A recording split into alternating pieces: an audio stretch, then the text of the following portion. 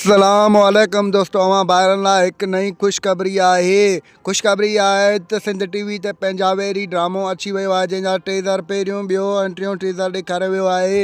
असां तव्हांखे पहिरियां वीडियो में ॿुधायोसीं त पंजाबी ड्रामो अचण वारो आहे। उन जो जल्द अज़ जल्द हाणे एपिसोड्स 1 जो प्रोमो बि हलायो वेंदो। इन जेकॾहिं तव्हां असांजे चैनल ते नवां आहियो त महिरबानी करे असांजे चैनल खे सब्सक्राइब करे घंटी जे बटन ते प्रेस करे नोटिफिकेशन ते ऑल करे छॾींदा, जीअं हर नई ईंदड़ वीडियो सब का पहिरियां अवां ॿारनि ताईं बावक़्तनि पहुची सघे।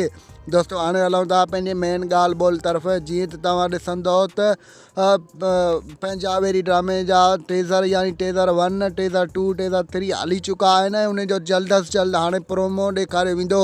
हाणे हलूं था त ड्रामे में कहिड़ा कहिड़ा सुठा अदाकार हूंदा। तव्हांखे ॾेखारियो वेंदो त हाज़र तीवणो ऐं ज़हर ज़िंदगी में जेके तमामु सुठा अदाकार हुआ, उन्हनि मां बि यानी कि रबन वारो बहिराणो, ॿिया मूसा खान ॿिया काफ़ी सारा अदाकार हूंदा। तकरार में जेके अदाकार हुआ उहे बि आहिनि। काफ़ी सारा बहितरीनु अदाकार हिन ड्रामे में जेको आहे सो बहितरीनु मज़ो हूंदो। उन में एक्शन ॾेखारियो वेंदो, लव स्टोरी ॾेखारियो वेंदो ऐं काफ़ी सारो हिननि में एक्शन आहे। हिन में ॿिया जेके बि सिंधी ड्रामा आहिनि उन्हनि जी रिकॉर्ड हेठि टोड़े छॾींदो। त मुंहिंजे ख़्यालनि में सिंध टीवी ते हाणे पहिरियों भेरो ई जेको ड्रामो अपलोड कयो वियो आहे, यानी अपलोड कयो वेंदो। बहितरीनु ड्रामो आहे। कंहिं ड्रामे में एॾो वॾो एक्शन कोन हुयो। मुंहिंजे ख़्यालनि में त ज़हर ज़िंदगी या तकरार बि हिन जे अॻियां कुझु बि न हुया। हिन में तमामु घणो एक्शन हूंदो। दोस्तों तव्हांखे ॾेखारियो वेंदो त हिन में अहमद शेख, ॿिया काफ़ी सारा अदाकार आहिनि, यानी जेको ज़हर ज़िंदगी में कमाल खान हुयो।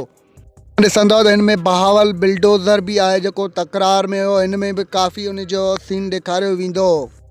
दोस्तों असांजो रिपोर्ट कीअं लॻो, जेकॾहिं पसंदि आयो हुजे त महिरबानी करे असांजे चैनल खे सब्सक्राइब करे ॾींदा असांखे इजाज़त रखंदा। पंहिंजो ख़्यालु। अल्लाह हाफ़िज़।